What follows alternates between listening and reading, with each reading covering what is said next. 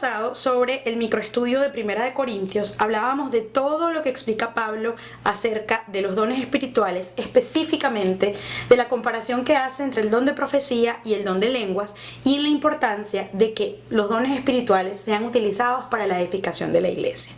Quiero devolverme un poquito, estábamos terminando realmente el capítulo 14, pero quiero devolverme un poquito al principio del capítulo 14. De hecho, lo voy a buscar también acá en mi versión en castellano, porque se los voy a leer primero en castellano.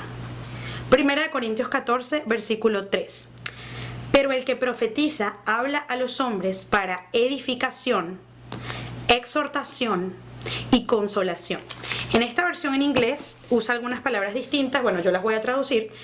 Dice básicamente que el que profetiza habla a las personas para fortalecerles, motivarles y consolarse. Pero como pueden ver, es básicamente la misma idea. Entonces, ¿por qué quiero empezar con esto? Porque la Biblia nos deja absolutamente clara la naturaleza del don de profecía y para qué es el don de profecía. Es decir, cuál es el propósito de Dios al darle don de profecía, al darle profecía a algunas personas.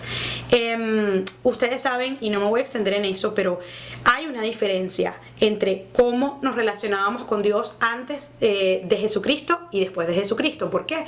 Porque antes no teníamos entrada directa al Padre, no podíamos hablar directamente con Él. Dios escogía profetas y mensajeros a lo largo de la historia para decirles algo y que ellos se lo comunicaran al resto de las personas. Ahora ya no es así. Gracias a Jesucristo tenemos acceso directo al Padre y con el Espíritu Santo nos fueron derramados todos estos dones. ¿Qué quiere decir? Que según lo que dice Pablo acá, todos podemos desear tener dones y él nos está exhortando a que todos deseemos el don de la profecía, es decir, que todos podemos ser profetas. No es que hay un elegido en una iglesia que él es profeta, no estoy diciendo que quizá todo el mundo tenga el don de profecía, pero estoy diciendo que todos pudieran tener el don de profecía. ¿Por qué? Porque la Biblia lo indica así. Ahora bien, la profecía también en el Nuevo Testamento, el enfoque que se le da, y Pablo nos está diciendo cuál es la base de nuestra evaluación de la profecía, está en el versículo 3, cuando él nos dice una y otra vez que la profecía tiene que servir o para fortalecer, o para motivar, o para consolar. Si no está haciendo una de esas tres cosas, nos está aconsejando que evaluemos con cuidado esa profecía. ¿Por qué les cuento esto? Bueno, porque de repente ustedes se lo están preguntando, pero yo he visto muchísimas situaciones, unas que me han ocurrido a mí, otras que he visto en otras personas, en las que se usa la profecía para declarar, para indicar cosas que ni motivan, ni fortalecen, ni consuelan. No están exhortando, no están edificando a nadie. Están dando miedo, quitando la paz. Yo personalmente, esto sí les digo al 100%, es una opinión personal, soy bastante cuidadosa en aceptar tipos de profecías que dicen que va a pasar tal o cual cosa, que si mañana va a haber un terremoto, que si pasado mañana esto va a suceder en el mundo. Es cierto que hay personas que pueden obtener esa información, pero lo cierto es que esa información no es nueva, lo cierto es que esa información está en la Biblia, porque todo el contenido escatológico, es decir, el contenido acerca de lo que va a pasar en los últimos tiempos, ya está en la Biblia, eso ya fue revelado. Entonces quizás si una persona profetiza acerca de eso, está repitiendo lo que ya está revelado en la Biblia en los últimos tiempos, lo que va a pasar en las naciones, lo que va a pasar en el mundo.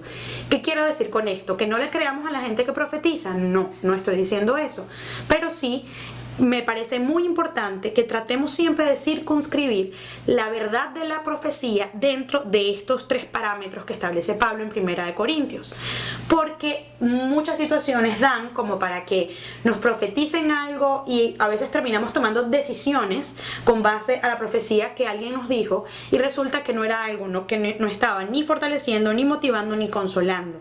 La profecía no es para exponer el pecado de nadie, la profecía no es para asustar a nadie. Cuando la Biblia habla de que la profecía debe exhortar, esa exhortación lo que debe hacer es motivarte, no es meterte miedo o decirte pecador. Tampoco, y esto voy a decir que es mi opinión, pero realmente no es mi opinión porque la Biblia lo está diciendo, la profecía no es para decirte con quién te vas a casar, la profecía no es para decirte qué te va a pasar mañana, la profecía es para saber saberte más fortalecido en el camino que tienes con Dios, para recordar la verdad de Dios aplicada a tu vida, para que obtener motivación en el camino que estás tomando, para obtener fortaleza en la fe que tienes y para ser consolado de los momentos difíciles. Y este es el criterio con el que toda profecía que escuches o recibas debe ser evaluado.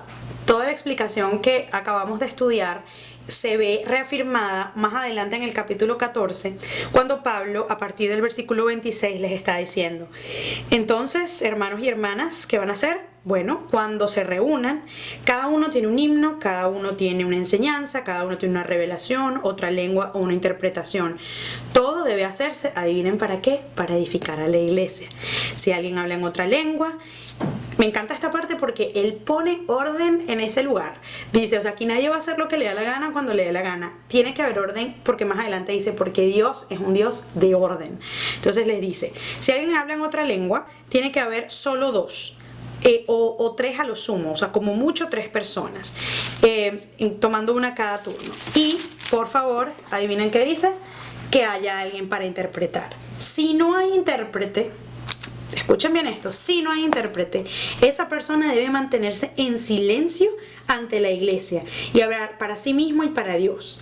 De nuevo, yo me pregunto como, bueno, yo no personalmente no he hablado en lenguas nunca, pero a veces digo que hay personas que no siguen esto y gritan y hablan durísimo acerca de lo que están orando en lenguas, pero aquí hay una directriz súper clara de Pablo. Dice, chévere, estás hablando en lenguas, es un don de Dios, pero eso solamente te va a edificar a ti y a Dios, si no hay nadie que interprete.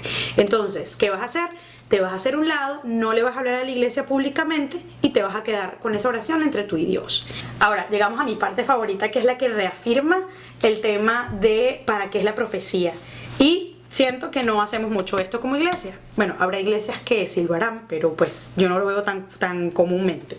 Dice, 2 o 3 profetas deben hablar. O sea, esto es como igual que en las lenguas, ¿no? Como a lo sumo 2 o 3 deben hablar.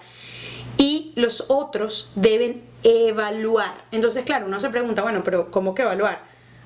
Evalúa con base a 1 Corintios 14:3, que dice que la profecía debe edificar, exhortar o consolar. Entonces eso es lo que van a estar evaluando los otros. Si lo que están hablando de los profetas cumple con estos 3 criterios que Pablo está estableciendo. ¿Por qué? Porque ese es el propósito de la profecía y ningún otro.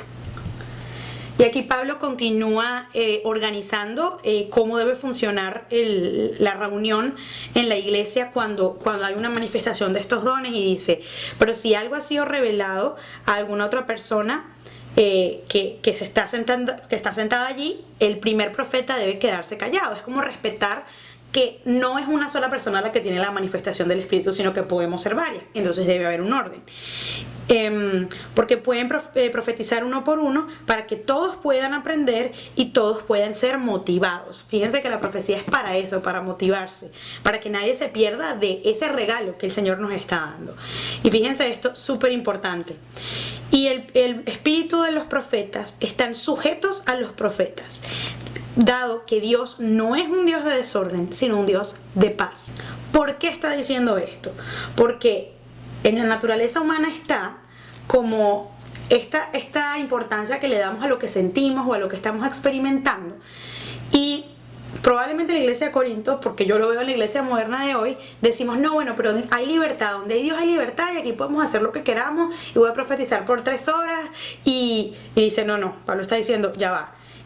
Los espíritus de los profetas están sujetos a ellos, así que ellos pueden decidir hacer las cosas en orden, ellos pueden decidir hacer las cosas con un criterio que puedan ver que es para la edificación de la iglesia. Pueden decidir de repente callar para que el otro hable porque también tiene algo que decir. Puede decidir dejarse evaluar por los otros porque es una obligación que establece Pablo aquí. Entonces fíjense el nivel de detalle al que Pablo va, y fíjense, y a mí personalmente me hace reflexionar acerca de la forma en la que yo misma he administrado mis dones, y a veces quizá no he permitido que otra persona también manifieste los suyos para el bien de la iglesia, o a veces he creído que lo que Dios me dio no es suficiente porque otra persona ya lo hace.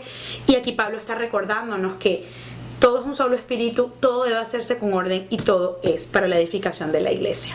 Bueno chicos, por hoy vamos a terminar este microestudio, espero que les haya gustado, este tema es súper apasionante, les recomiendo que se vayan a leer toda 1 Corintios 14 porque después el 15 viene con todo y es bueno como que nos haya quedado claro esta parte de la Biblia. A mí personalmente me encanta el tema profético, me parece muy interesante, pero me parece que como todo lo que tocamos en la carne, a veces se puede tergiversar, a veces se puede distorsionar la naturaleza del don de Dios y a veces pues puede ser que de nuestra propia opinión terminemos diciendo cosas que realmente no vienen de Dios. Por eso Pablo nos exhorta a que como cuerpo de Cristo lo evaluemos todo para entonces saber si algo viene o no de Dios.